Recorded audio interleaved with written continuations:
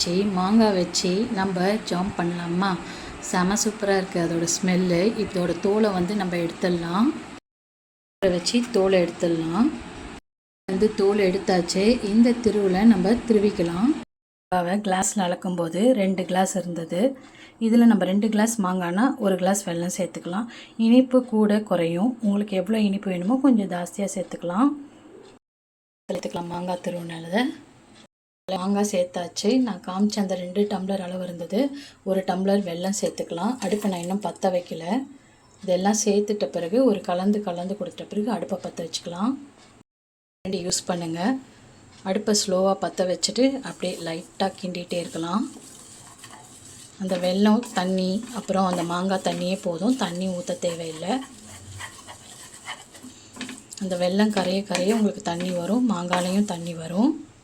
தண்ணி இல்லாமல் தானே இருக்குது. கொஞ்ச நேரம் பாருங்களேன். எவ்வளோங்களா எந்த ஸ்வீட் செஞ்சாலும் ஒரு பிஞ்ச் அளவுக்கு உப்பு சேர்த்துக்கோங்க. டேஸ்ட் வந்து செமையாக இருக்கும். நெய் சேர்த்துக்கலாம். நல்லா கரைஞ்சிச்சு. பார்க்கவே செம்மையாக இருக்குது. சர்க்கரை போட்டிங்கன்னா கொஞ்சம் வெள்ளை கலரில் கிடைக்கும், பச்சை கலரில் கிடைக்கிது. எப்பட்றா இது கிடைக்குதுன்னு பார்த்தா அவங்க கலர் போடுறாங்க.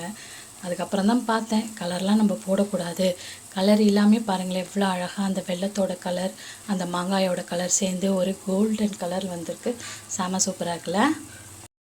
இல்லாமா இந்த சீசனில் மாங்காய் கிடைக்கிது. யாரெல்லாம் ப்ரெக்னெண்ட்டாக இருக்கீங்களோ தயவுசெய்து மாங்காய் சாப்பிடுங்க.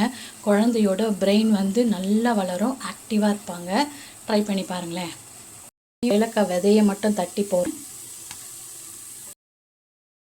விதை எடுத்தோம் இல்லையா, சீடு, அதில் இருந்த பருப்பை சேர்த்துக்கலாம்.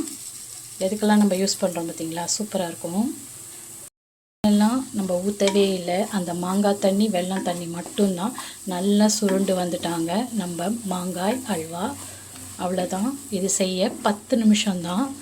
குக் பண்ணுற டைம் 10 நிமிஷம். செய்வது அது உங்கள் டைமை பொறுத்து, உங்கள் ஸ்பீடை பொறுத்து.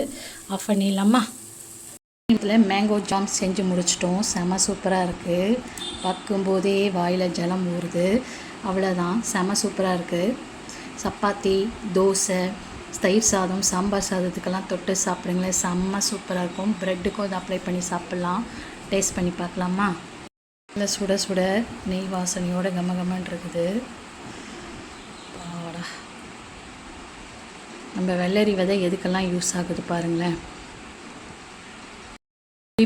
இனிப்பு அந்த நட்ஸோட கடி செம சூப்பராக இருக்குது. இந்த மாங்காய் சீசனை வேஸ்ட் பண்ணாமல் ட்ரை பண்ணி பாருங்கள்.